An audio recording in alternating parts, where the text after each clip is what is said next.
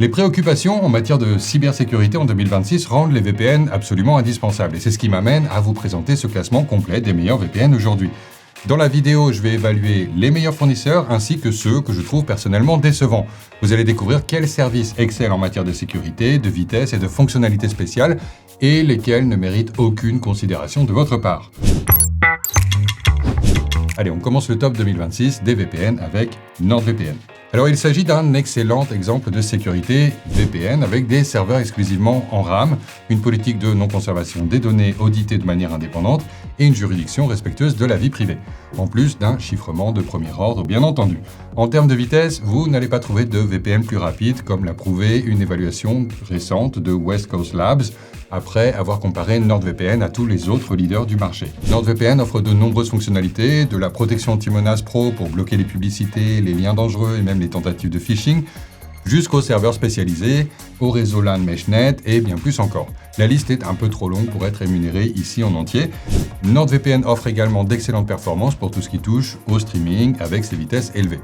Pour moi, il se classe facilement dans la catégorie S, la combinaison d'une sécurité fiable et de performances de haut niveau, qui l'emporte sur quelques inconvénients mineurs, à savoir l'absence de redirection de port pour les fans de torrenting et un prix dans la moyenne, mais pas le moins cher.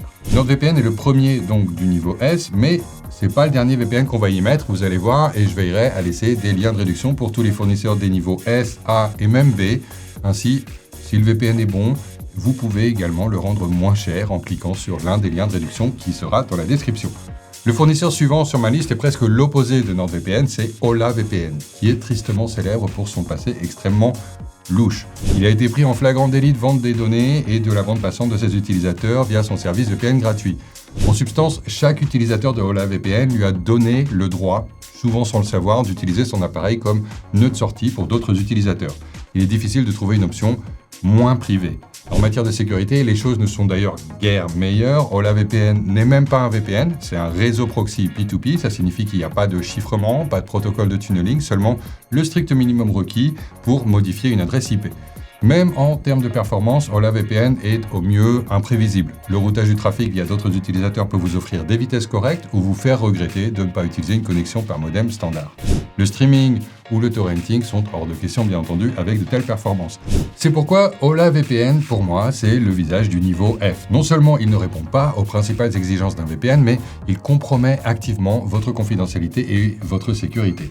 Le suivant sur la liste, c'est ProtonVPN. Et là, lorsque vous vous demandez quel est le meilleur VPN pour la sécurité et la confidentialité, c'est celui-ci qui est souvent la réponse. Il est développé par une société de cybersécurité réputée, il est entièrement open source, il n'hésite pas à changer complètement de juridiction si ça permet à ses utilisateurs de rester anonymes et sécurisés. En termes de performance, ProtonVPN est stable depuis des années et se classe régulièrement parmi les 3 premiers en termes de vitesse, devancé uniquement par NordVPN, on l'a vu, et Surfshark.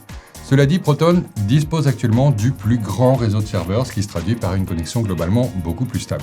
Il offre également suffisamment de fonctionnalités pour rivaliser avec les leaders du secteur, un bloqueur de publicité avec capacité anti-malware NetShield, une redirection de port pour le torrenting, ainsi qu'une multitude de serveurs spécialisés et de profils de connexion personnalisés.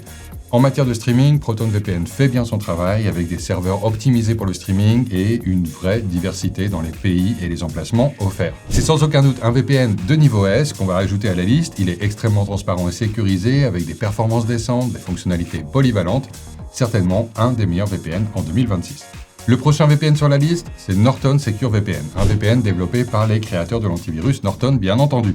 Alors, bien que ces développeurs soient célèbres pour cet antivirus, Norton, leur VPN est une application, on va dire, beaucoup plus simple. Il offre les fonctionnalités de sécurité essentielles, il y a une politique de non-conservation des données qui est vérifiée, mais il ne dispose pas d'un kill switch sur macOS ou iOS, donc d'emblée, c'est pas le meilleur VPN pour Mac. Cela dit, tout ça n'est pas aussi grave que de ne proposer qu'une centaine d'emplacements de serveurs, principalement d'ailleurs aux États-Unis. Et ça, pour moi, ça rend Norton assez mauvais pour le streaming et le torrenting. Ses vitesses sont juste en dessous de la moyenne dans tous les domaines. Bien que Norton ne soit pas très polyvalent en termes de fonctionnalité, il permet au moins de se débarrasser des publicités de manière native. Aujourd'hui, la plupart de sa puissance provient de l'intégration de Norton Antivirus avec ses analyses anti-malware, sa protection en temps réel et tous les autres avantages de Norton 360. Là, Norton VPN fait partie d'une combinaison de sécurité très solide. Malheureusement, c'est tout ce qu'il est, une partie d'un ensemble. En soi, Norton VPN est au mieux médiocre, certainement, je dirais, de niveau C. Maintenant, Surfshark est un bien meilleur exemple de bonne combinaison. Ce VPN offre déjà une sécurité VPN très performante. Je parle ici de serveurs exclusivement en RAM, d'une politique de non-conservation des données vérifiées, d'un chiffrement de premier ordre, etc., etc. Et certes, sa juridiction n'est pas forcément idéale, mais avec la politique de non-conservation qu'il propose, ça ne pose pas de problème. Alors en termes de performance, vous l'avez déjà entendu dans la partie consacrée à ProtonVPN, Surfshark se classe dans le top 2, juste derrière NordVPN.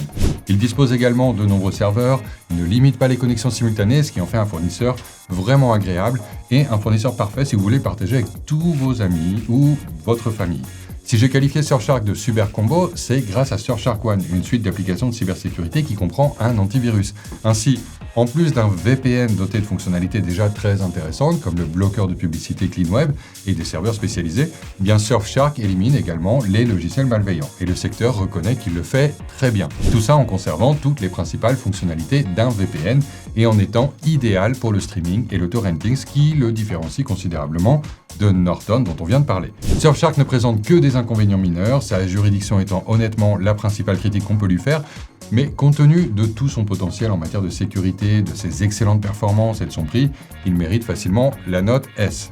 Et n'oubliez pas, tous ces fournisseurs qui figurent en tête de cette liste des meilleurs VPN sont disponibles via la description ci-dessous avec une offre exclusive déjà appliquée. Maintenant, pour continuer, on a Bitdefender VPN. Et ça, c'est un autre fournisseur qui est lié à un antivirus. Alors, je ne vais pas vous faire perdre votre temps. Celui-ci est encore pire que Norton. Il a fait l'objet d'aucun audit depuis 2023 et ne dispose d'aucune fonctionnalité avancée, que ce soit en matière de sécurité ou autre. En termes de confidentialité, Bitdefender a 2 sièges sociaux, l'un en Roumanie et l'autre aux États-Unis. Si le premier est plutôt correct en matière de confidentialité, c'est tout le contraire pour le second. Et le seul avantage de Bitdefender VPN, c'est son réseau de serveurs. Environ 3000 serveurs avec des vitesses correctes sur un VPN fourni gratuitement avec votre antivirus. C'est pas la pire offre au monde, si seulement il avait des fonctionnalités notables. Mais toute sa valeur provient de l'antivirus Bitdefender. Le VPN lui-même est absolument minimaliste. Loin d'être suffisamment performant en tant que VPN autonome, il se retrouve donc dans la catégorie D et il peut s'estimer heureux, à mon avis, de ne pas être dans la catégorie F. D'ailleurs, en parlant de catégorie F, le prochain fournisseur dans la liste, c'est ExpressVPN. Mais non, je rigole. ExpressVPN, c'est l'un des VPN les plus populaires et pas sans raison, donc il n'est pas dans les F. Il dispose d'une infrastructure de serveurs solide qui fonctionne uniquement avec de la mémoire vive, d'une juridiction fiable en matière de confidentialité qui est basée dans les îles Vierges britanniques et il a passé avec succès de nombreux audits de non-conservation des données. Surtout depuis son rachat par Cape Technologies qui a fait l'objet d'une controverse majeure il y a plusieurs années en raison de la mauvaise réputation de l'entreprise. Aujourd'hui, ExpressVPN s'est redressé et il offre même des performances rapides et constantes dans le monde entier. ExpressVPN, c'est très fiable non seulement pour le streaming, mais aussi pour le torrenting. C'est une excellente performance globale. En termes de fonctionnalité, ExpressVPN n'est pas en reste, mais il n'est pas non plus exceptionnel. Il couvre toutes les fonctionnalités de base de NordVPN et Surfshark et propose même un gestionnaire de mots de passe intégré.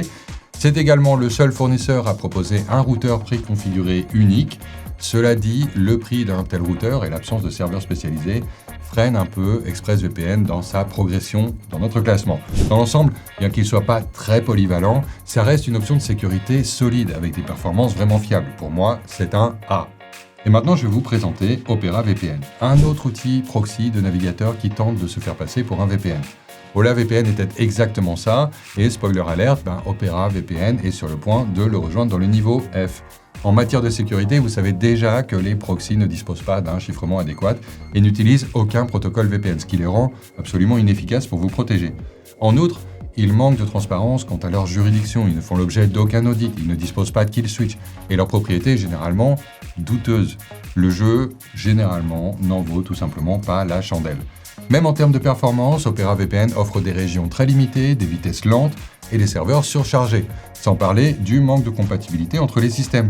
C'est pas le meilleur VPN pour mobile, ni même un VPN mobile en général. Il fonctionne bien pour vous donner un faux sentiment de sécurité, et même s'il peut encore convenir pour contourner de simples blocages régionaux, il ne fait rien pour votre confidentialité ou votre sécurité en ligne. Alors, faux VPN, pas de fonctionnalité, plutôt faible, le triple F. Bon alors, qu'est-ce qu'on a ensuite ? Oui, CyberGhost, un autre VPN basé en Roumanie comme Bitdefender, mais avec une sécurité et une confidentialité infiniment meilleures. Alors, il offre les mêmes avantages que les fournisseurs de niveau S et A qu'on a déjà classés, du chiffrement à la politique de non-conservation des données. Les vitesses ne posent pas non plus vraiment problème avec CyberGhost. Elles sont généralement rapides et stables, et le réseau de serveurs de ce VPN est plutôt intéressant. Mais à vrai dire, il est encore loin d'être le plus rapide des fournisseurs. Il excelle toutefois dans le domaine du streaming, parce qu'il a des serveurs spécialisés, ce qui est très simple à utiliser. Malheureusement, c'est à peu près tout. CyberGhost ne dispose pas de fonctionnalités avancées en matière de sécurité ou de performance, et le mieux qu'il puisse offrir, c'est un simple outil de filtrage des publicités et le split tunneling. Rien en termes d'obfuscation, d'amélioration de la connexion, etc. Donc pour vous faire gagner du temps, CyberGhost, c'est un VPN de niveau B, il fait assez bien tout ce qu'il vise à faire, mais il ne vise pas à faire grand-chose, et c'est bien là le problème. En matière d'objectifs, par contre, celui de Mullvad est simple. Confidentialité et sécurité absolue. Que dire de plus? C'est un des VPN les plus axés sur la confidentialité qui existe sur le marché. Aucune adresse email requise, option de paiement en espèces, entièrement open source, politique stricte de non-conservation des données et audit régulier. Sa juridiction suédoise n'est peut-être pas optimale, mais à ce stade, Mullvad a besoin d'adversité, sinon il est tout simplement trop bon par rapport au marché. En fait, il est vrai que Mullvad offre une connexion stable et assez rapide grâce au protocole WireGuard, mais son réseau de serveurs est plus petit que celui de ses principaux concurrents. Et en plus de ça, Mullvad ne cherche pas à être un bon VPN pour le streaming. Il permet tout simplement pas de débloquer la plupart des contenus. En termes de fonctionnalités, Mullvad les réduit également au minimum. Tout ce qui est essentiel et axé sur la confidentialité est positif. Pour le reste, on est plutôt dans le négatif. Mais au moins, il y a un bloqueur de publicité et de tracker. Donc pour moi, tout bien considéré, Mullvad reste toutefois un VPN de premier plan. L'importance qu'il accorde à la confidentialité et à la sécurité en fait un fournisseur de VPN unique en son genre, et ça, je respecte. On a ensuite Avira Phantom VPN. À première vue, il est pas trop mal. Il offre au moins un chiffrement essentiel. Mais c'est quand même à peu près tout. Sans aucun audit digne de ce nom, une juridiction en Allemagne et l'enregistrement des journaux de connexion, il est loin d'être le VPN le plus privé qui soit. Le parc de serveurs est également assez restreint, ce qui rend Avira à peine suffisant pour une simple navigation, sans parler vraiment du streaming. Et en fait, même contourner des blocages géographiques, c'est montré très aléatoire avec. Parfois, j'ai rien pu accéder, rien pu débloquer. Comme si ça ne suffisait pas, Avira n'offre aucune fonctionnalité supplémentaire, pas même le split tunneling, et avec une limite de données très restreinte, il est difficile de trouver quoi que ce soit d'intéressant dans Avira Phantom VPN.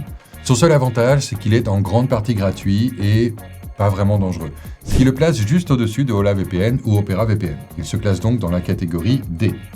Mais le fournisseur suivant à mentionner maintenant, c'est IPVanish.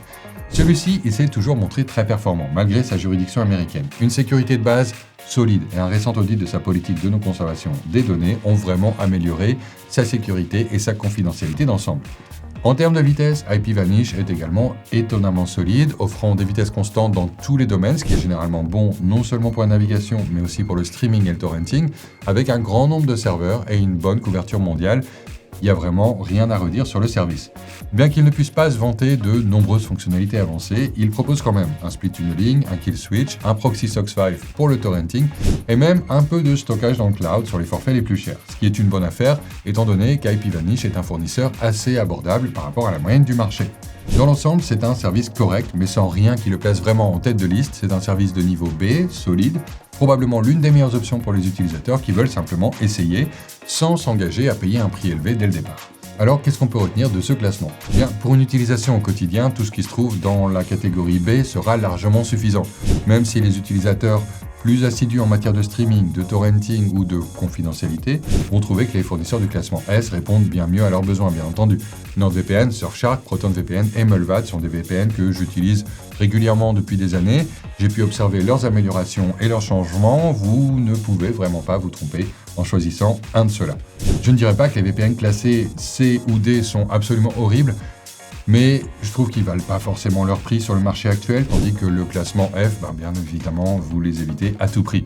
Et si vous avez déjà fait votre choix, n'oubliez pas que vous pouvez trouver les meilleures offres VPN dans la description ci-dessous, à côté des boutons like et s'abonner.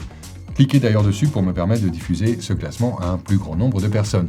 Je vous dis merci de nous avoir regardés. Dites-moi dans les commentaires si vous êtes d'accord avec le classement ou si j'ai oublié votre VPN préféré. On n'avait pas non plus beaucoup de temps, je voulais pas que la vidéo dure 1 heure, mais je pourrais peut-être intégrer votre choix de VPN dans la prochaine vidéo.